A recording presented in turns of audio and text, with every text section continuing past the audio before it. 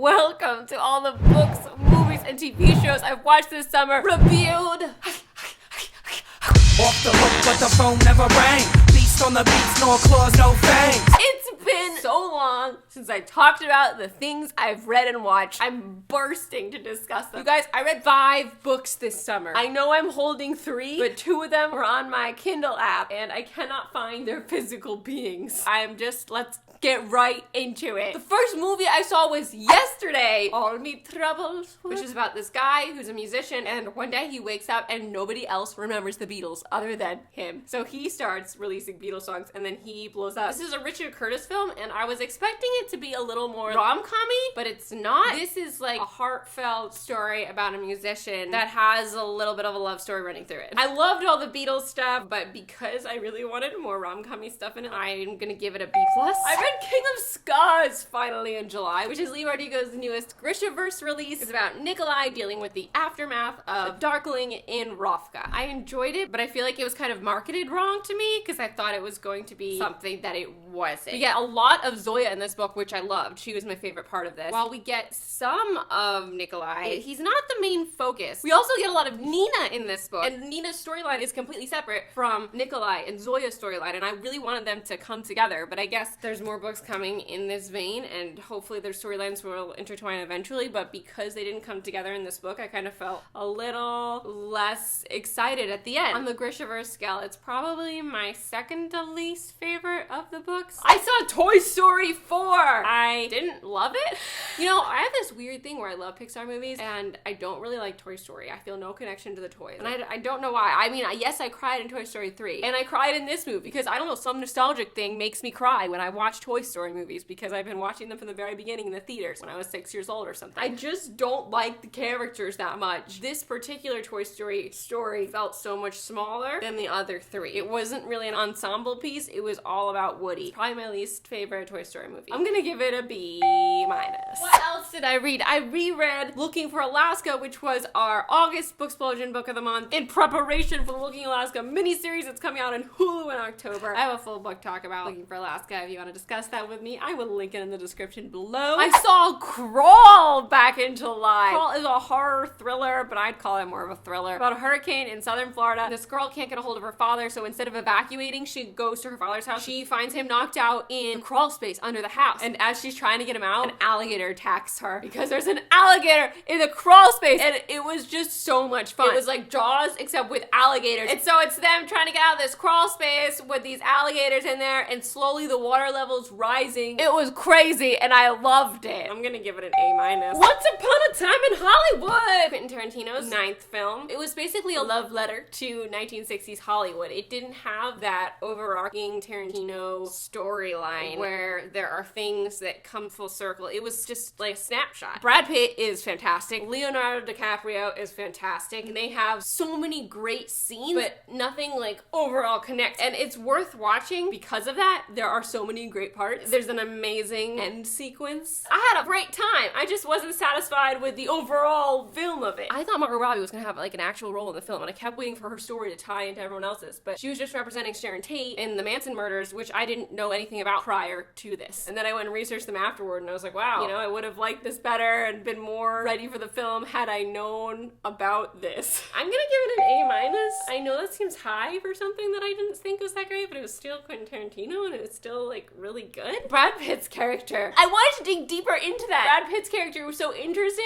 and then we didn't learn anything about his past. I watched Working Moms seasons 2 and 3. Now, I don't know if you remember, I watched season 1 of Working Moms last year. I didn't know anything about the show. It just popped up on Netflix, and it said it was a Netflix original. But now, after having watched seasons 2 and 3, I went and researched it, and apparently it's a Canadian show that's released on Canadian television, but it also says it's a Netflix original, so I'm like, is Netflix producing content for Canadian television that goes onto Netflix afterward? That's really interesting. It's always written and created by Catherine Reitman. Not always written by her, but it's her show. And I don't know who this is, but she's awesome because she's making great TV. And I finally looked her up, and she is the lead in the show. And then she became my hero because she is the producer and the director and the writer and the lead in this show that is fantastic. And her husband on the show is her husband in real life. I mean, that's the coolest. And then I see that her brother Her brother is the director-writer of Juno, and her dad directed Ghostbusters. So the whole family is super talented, and Working Moms is so much fun. I don't know if you like watching shows about moms. I suddenly do. This is a comedy about women with kids who are working. So season 1, I think maybe I gave an A-B+, and then season 2 was so good. A for season 2, and then season 3 was even better. It was just getting better and better. I'm just so excited for more Working Moms. I watched the Kill Bill duology for the first time. We watched the first Kill Bill, and I found myself trying not to fall asleep. Suddenly it hit me, and I was like, oh my god, this is shot like an anime. It's like an ode to, I think, old kung fu movies and anime. But there's very little dialogue in this film. If there's no character development and dialogue, my brain just shuts off, because I'm like not invested. So it's just like people moving on a screen. I don't know what's wrong with me. So I watched the whole thing and I was like, yeah, I didn't like it, so I'm gonna give it a C. And then we watched Kill Bill 2 a couple weeks later, and oh my god, what a perfect movie. I'm watching it on the edge of my seat the entire time. There's so much more backstory, character development stuff. The dialogue is fabulous. I just was watching it like, this is a perfect film. This is a perfect film. And it ended and I was like, that was a perfect film. That was amazing. I loved it. So it was very drastic, my opinions on the Kill Bill movies. I give an A+ to Kill Bill Volume 2 and a C to Kill Bill Volume 1. Oh my gosh, I watched the final season of Orange is the New Black. I cried so many times. It was so nice to see some of our characters get out of jail. And everything was tasty. And oh my god, there was so much heartbreaking stuff with immigration. They just did such a great job with this storyline with ICE. It gets an A. All of Orange is the New Black is really good. There was one season that I thought dragged a little bit. I think it was season 4. Everything else has been just excellent. So if you haven't watched it yet, you got an amazing binge sitting for you on Netflix. Jane the Virgin! The final season of Jane and the Virgin aired and was so good. Jane the Virgin gets an A+. I get all the warm, fuzzy, happy feelings from that show all the time. It's been so rewarding to watch Jane's journey. Whoa! Season 3 was so good! I still think season 2 is their best season so far, but season 3 was amazing, and it left me just being like, hey, excuse me, I'm not ready to say goodbye yet. Can you please get me season 4 ASAP? It's such an empowering show about all these different female relationships, and I love it so much. Season 3 definitely gets an A. I saw The Lion King, the new digital, real, 3D, Lion King. I was not impressed. I was actually getting bored because real lions don't emote like cartoon lions, so it looks like I'm watching National Geographic with words coming out of their mouths. It was very strange for me. The cartoon is highly superior. I love all the actors in it. Timon and Pumbaa were the highlights because they kind of went off book a little bit, I feel like, with their lines. But everything else felt cookie cutter, copy paste from the first one. Oh, Can You Feel the Love Tonight? Legitimately did it not feel like we were watching National Geographic with Can You Feel the Love Tonight just playing in the background. I love Donald Glover. I loved hearing his voice, but I just kept picturing his face like fading into the background of the sky, you know, when they were singing. I was like, and then Beyonce's face fading in, because it didn't look like these two characters were talking. It sounded like, and looked like in my mind, it was Donald Glover and Beyonce singing together. It's weird, man. It was weird. My favorite scene though was definitely when they were all like, oh, we can go up, oh, we can go up, oh, we can go up. And then like all the other animals joined in with them. I was just smiling and bopping along. Overall, the movie gets a C- from me though. The Handmaid's Tale season 3. Oh my god, this show is so excellent as it always is, but season 3 is by far my favorite season. The episodes were all so amazing. I don't think I'll ever forget that, ooh baby, you know what it's like, oh, heaven is a place on earth episode. Is that burned into your brain, or is that burned into your brain? That was, I don't know what to call it. Gut-wrenching? Horrifying? It was just so well done. The end of the season, I was flipping my shirts. I was losing it, okay? It was so good. I was so excited. For once in my life, I was like jumping around for her. At the end of the season, you start to feel more hope than you've ever felt before. If you watch it, you know the episode I'm talking about, but the episode that ended with that, it was just like, I needed to talk to someone about it. I called John, who doesn't watch The Handmaid's Tale, explained the entire show to him so that I could go a play-by-play of this episode and he could know how cool what just happened was. The finale of this season doesn't get better than that. The sobs. It was so good. I can't wait for more. But that moment with the plane, and then like that other moment with the plane with the, you know, and A+ to season 3 of Handmaid's Tale. Just wow. I don't know when this show is gonna end. It feels like it's leading naturally up to the final season. The next season feels like it'll be the last, but I don't know. I watched season 2 of Mindhunter, which was interesting. Much like season 1, it was a slow burn, and much like season 1, it ends on a note where you're like kind of unsatisfied and it's feeling off kilter. I'm assuming, I haven't researched this, but I think their cases are all based on actual cases that the FBI has investigated. I really enjoy the show. They went into the Manson murders a little bit, and I found it fascinating after having watched Once Upon a Time in Hollywood and seeing these characters portrayed on screen and then hearing them talk about the real people. I was like, oh! So I'm gonna give season 2 of Mindhunter an A-. What really added another layer of depth to this season was what's going on with the older guy's family life. I saw this movie, Blinded by the Light. About this high school student who's Pakistani in the UK during the late 80s. He's having a really hard time, and then he finds Bruce Springsteen's music, and it changes his life. I love how the movie was made. It's kind of like life meets music. That's the kind of relationship I feel like I have with so many artists that I listen to in these critical points of my life, and it was done so well, and his relationship with his parents, and oh, it's so good. If you haven't seen Blinded by the Light, I loved it. I'm giving it an A+. I walked out of there just beaming. Next, I watched Blade Runner 2039 with John. This is his second favorite movie of all time, and we finally watched it together. And whilst it was cinematically beautiful, it was a very slow, dialogue-less movie. The themes are ones that I really love watching. I feel like Westworld did these themes in such a more character-driven, thorough way. It's a very quiet film. The cinematography is amazing. I'm going to give it a C+. I finally read and finished Dan Brown's Origin, his most recent release. This book had a fascinating premise. The issue I've had with Dan Brown's books as of late, especially his Robert Langdon books, is them feeling, vaguely repetitive, but I can go with that most of the time. The bigger issue has been, like, he sets up this amazing, mysterious premise that I am so on board with. Like, I love the premise of Origin. It was so fascinating and gripping. Like, from the second it came out, I was like, I need to know what he discovered. There's this big discovery that happened about where we came from and where we're going as a species. And before he can announce it, the guy is shot. And then Robert has to unlock the presentation that he was going to present. But to do it, he has to go on this wild goose chase. And it is fascinating and thought-provoking, and I love that about Dan Brown's books. That's why I read them. I feel like I learn a lot about art. I learn a lot about, like, different things because he goes into detail about all this random architecture and culture that Robert encounters, and symbols because Robert's a symbologist. I love symbology. When I went to college, the first thing I did